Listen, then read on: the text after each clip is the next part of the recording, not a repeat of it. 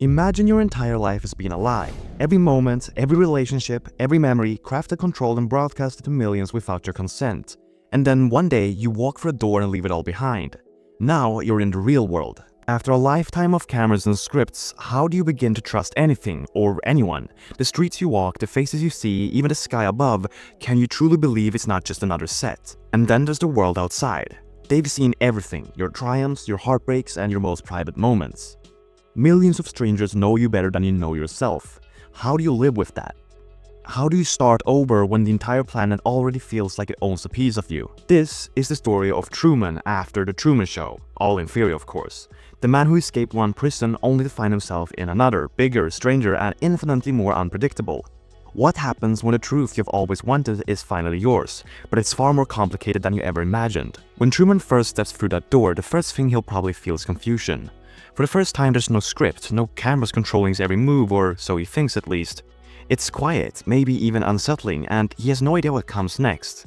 He's free, but what does freedom even mean for someone who's lived their entire life in a fake world? The first thing that would realistically happen is someone from the production team showing up. Of course, they'd never just let him wander off, they'd want to keep things contained, maybe even smooth things over. Remember, this is one of the biggest TV shows in history. They'd be terrified of how he might react or what he might say. Chances are they'd try to bring him somewhere private, away from the public eye, to figure out their next steps. But of course, outside the bubble, the world is already starting to explode. News outlets will be going crazy covering Truman's escape. Headlines would dominate every platform. Social media would be flooded with reactions, memes, hashtags, debates. Some people would probably celebrate him as a hero, while others would argue about the ethics of the show. However, for Truman, though, the reality would hit hard. He's just discovered that everyone he's ever known, his wife, his best friend, and his parents, they were just actors. Imagine realizing your entire life was a performance. He'd probably feel completely isolated, even in a crowd of people. Trust wouldn't come easily after something like that. And then we would have the world's reaction for the people who were part of his fake life. The actors who played key roles, like Meryl, his wife, or Marlon, his best friend, would likely face massive backlash. I mean, can you imagine being in their shoes? For years, they've lied to Truman while millions of viewers watched. They might argue they were just doing their job, but to the public, they'd seem like villains. And let's not forget about Christoph, the mastermind behind it all. In the movie, he acts like he's doing Truman a favor, creating this perfect world for him. But now that Truman's out, Christoph would face serious consequences. Lawsuits would probably start pouring in, maybe even criminal charges.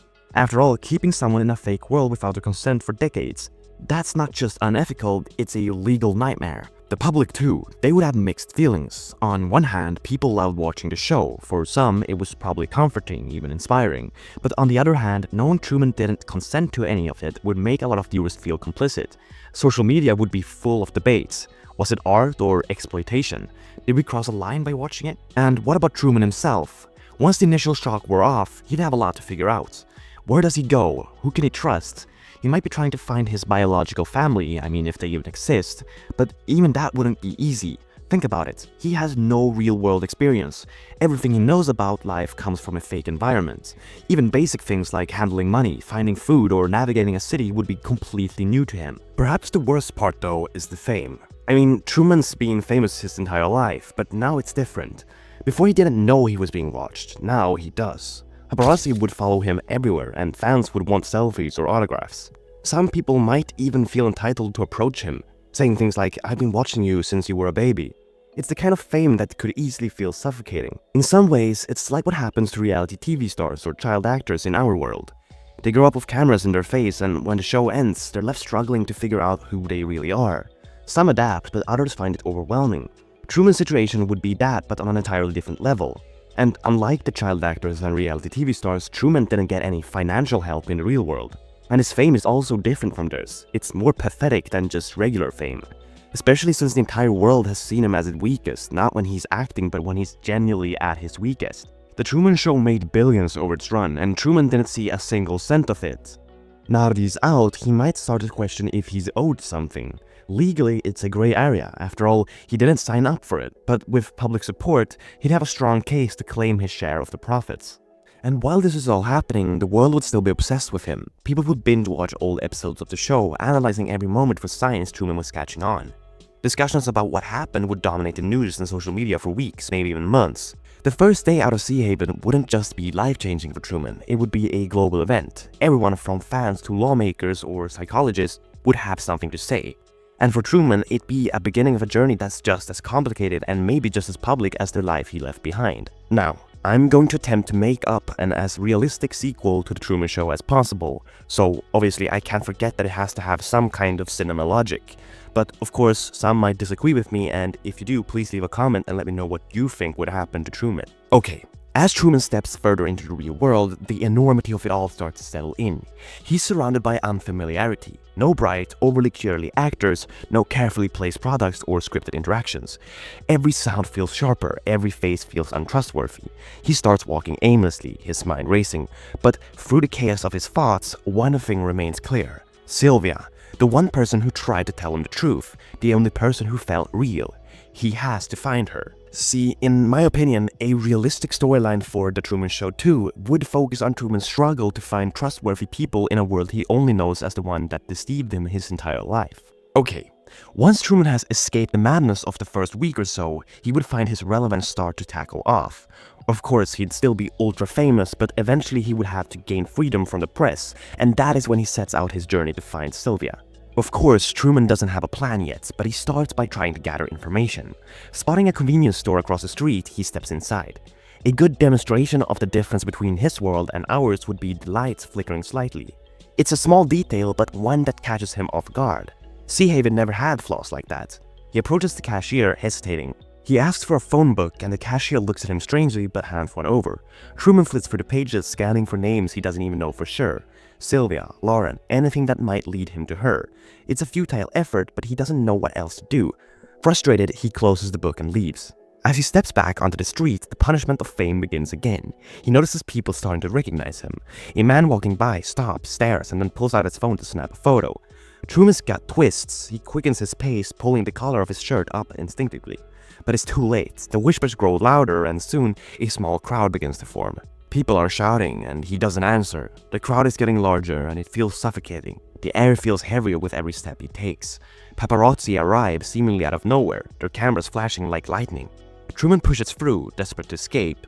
His thoughts are laser focused now. Find Sylvia. Find her before it's too late. Because what Truman needs the most is a person he can trust. It's something in life we all undervalue. Everyone has somebody they can trust. A parent, a friend, a lover. But Truman has nobody. Again, everyone he has ever known was fake, so the need for trust is bigger than we could ever imagine. Humans are meant to be in groups, so Truman simply wouldn't last alone. Not to mention he isn't used to being a celebrity. He hasn't learned how to handle it unlike many other famous people. He doesn't have security or anything to help him get away from crowds. As he finally breaks free from the crowd, for the first time he realizes just how vulnerable he is. He has no money, no connections, no idea how to navigate this world. But then he remembers Sylvia's words from their brief time together. Find me outside. Now, it's not much, but it's enough to keep him going. Let's not forget that Sylvia in the first movie also had feelings for Truman and was cheering and actively trying to find and rescue him. Likely, she would also be looking for him ever since he saw him escape on live TV. He finds a nearby library since it will be one of the few things he recognizes from Sea Haven. Truman heads to the computer section. He's seen computers in Sea Haven, but they were props, barely functional. Sitting down, he stares at the keyboard, unsure how to start. A librarian notices his confusion and approaches cautiously. "Do you need help?" she asks. The librarian teaches him the basics of using the internet, something he's never done before. It's overwhelming at first, but he picks it up quickly. He searches Sylvia, the Truman Show protest, hoping to find anything connected to her or the movement she was part of. After scrolling through countless articles and forum posts, he finds something, a fan page dedicated to Sylvia. There he finds photos and posts from people who admired her attempts to expose the truth. One post mentions her real name, Sophie Garland, and a possible location, Portland, Oregon. It's not a guarantee, but it's the first real lead Truman has. He writes down the information and leaves the library with a renewed sense of purpose. But now comes the next problem. How the hell does he get to Portland?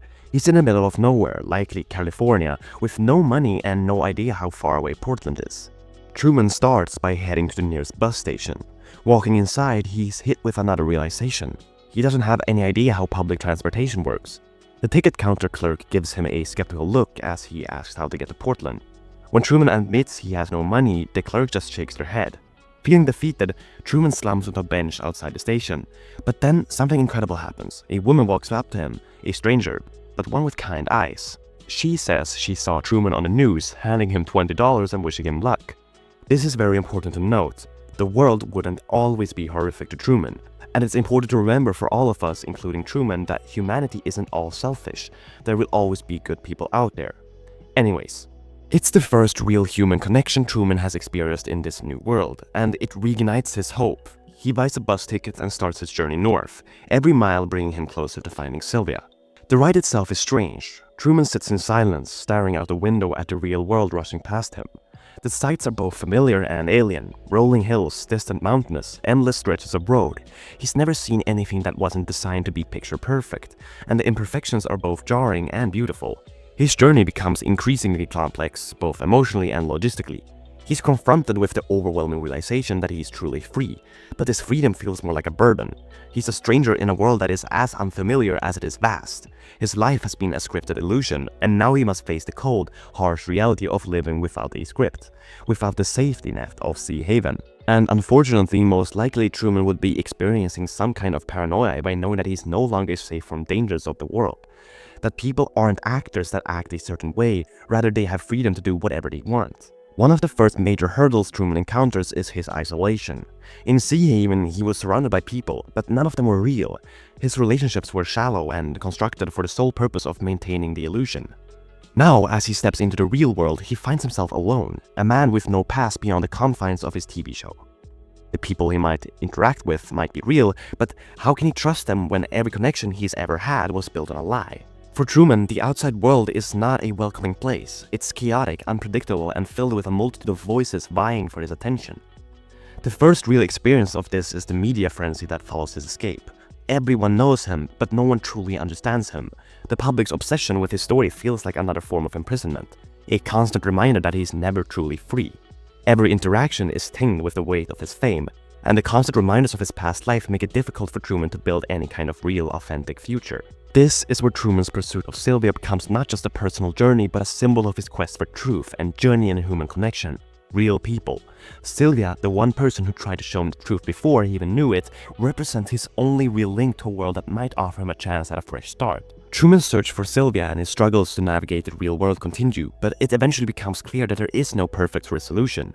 After facing so many challenges, Truman realizes that no matter where he goes, the past will always be a part of him. In a quieter moment, Truman stops at a bench and watches people live their lives, some with joy, others with struggle. It's in this moment that he understands something important. The world isn't as perfect as it seemed in Sea Haven, but it's his now. He's free. Even if freedom comes with its own burdens, it's a freedom that feels different from what he imagined. Filled with uncertainty, at least it's his to navigate. As Truman reaches the end of his journey, he finds Sylvia in a small cafe, just like he imagined. There's no grand cinematic reunion, it's a simple meeting, a moment of recognition of two people who have spent years apart. Sylvia smiles, but Truman doesn't rush to hug her. He simply sits down beside her, his expression of a mix of exhaustion and relief. They exchange words, but there's no fanfare, just two people trying to make sense of the new reality. It's an understated moment, far from what Truman had dreamed of, but it's real, and it feels like something that's been a long time coming. The film ends quietly. Truman has no answers, no perfect closure, but he's no longer trapped in a world that was made for him. It's not a happy ending, but it's a real one. Truman is still searching for meaning, and the world around him is still chaotic and overwhelming. But in this moment, he finally feels like he's in control of his own story. The screens fade to black, leaving the audience to wonder what Truman's next step will be. There's no grand resolution, no final answer, just the sense that, for Truman, the journey has only just begun. As time passes, the world's obsession with Truman begins to fade. The news outlets move on, social media's buzz die down, and the excitement of his escape becomes just another forgotten moment in the past. People who once followed his every move start focusing on new stories. Truman's fame, which felt like a constant weight in the beginning, becomes a distant memory. Even the few who still recognize him are no longer fascinated. They are too busy with their own lives, and Truman becomes just another face in the crowd. For Truman, this is a strange but necessary shift. The world moves on, and for the first time, he's free to blend in, to just be one person among many, no longer the symbol of global spectacle. He can walk down the streets without the weight of a million eyes on him, but he also has to confront the fact that, in a way, the world no longer cares. So, what happens after Truman leaves? We might never know for sure, and honestly, in my opinion, we shouldn't. Because why should we? The reason we never got a sequel in the first place is because Truman is no longer on TV. We are the audience as well, and Truman is supposed to be free. Thanks for watching, and I'll see you in the next one.